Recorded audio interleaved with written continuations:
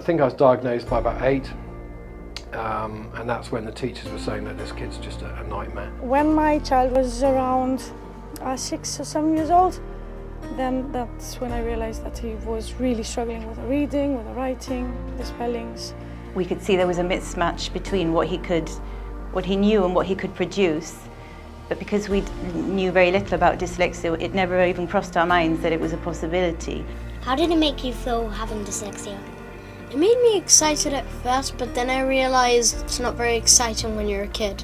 I was quite sad and shocked because I thought it was like a bad thing.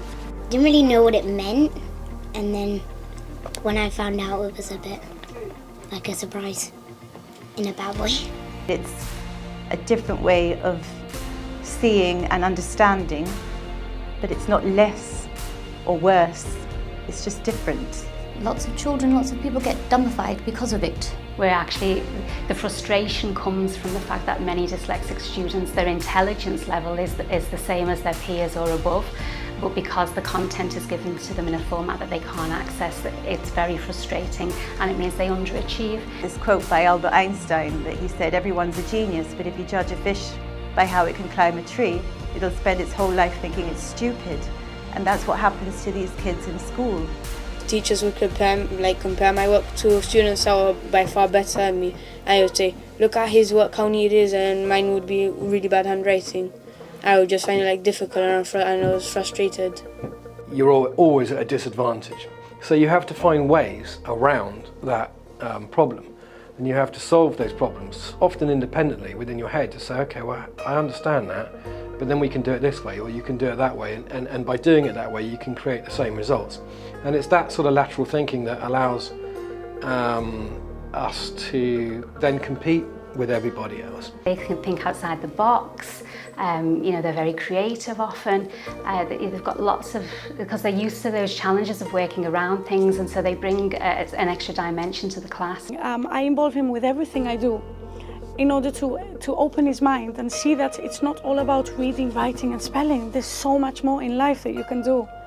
The things I find hardest are times tables and writing. Maths and English. Spellings. Writing. Mostly the words kind of fizz around. I find the writing quite tough. The problem that I have is I'm very nervous teachers. I don't like putting my hand up for questions. I don't like asking questions if I don't get it. If you know that no one has confidence in you, it's why is it even worth just doing this? Self-esteem is massive, it's massively important, and if you've got teachers that don't really understand the needs of the students in front of them, don't understand how to get their information across to students, they can become very frustrated, and it's easy to label the child rather than to look at your own practice. It can have a massively negative knock-on effect if people are not aware of those needs and how to meet them.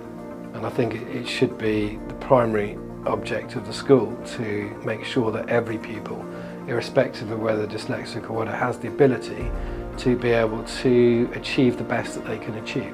So it can go both ways. You have a supportive family and a supportive school, the kid will thrive.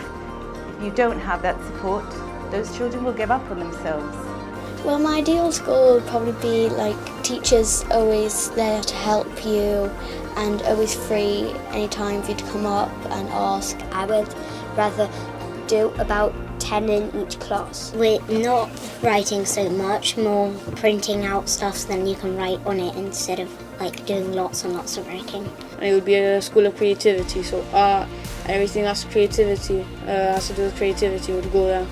By trying to train teachers up in order to meet the needs of their dyslexic learners, that's just good teaching, and so they are then meeting the needs of all the children in their class.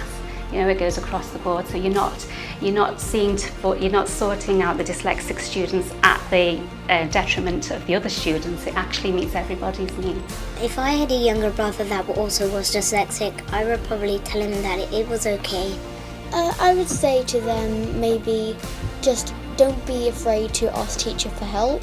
Even if it seems like it's impossible, it really ain't impossible. I say, don't listen to others, just go and do your work and try your best. Everybody should be taught with a dyslexic mind present. That way every child will flourish. I think if we were all dyslexic friendly from day one, we'd have much happier children in our schools. I actually started to believe, and Kian believes, and we do believe, we honestly believe it, that it's a gift. I feel I've been gifted to be dyslexic and to have a dyslexic child. It's a blessing.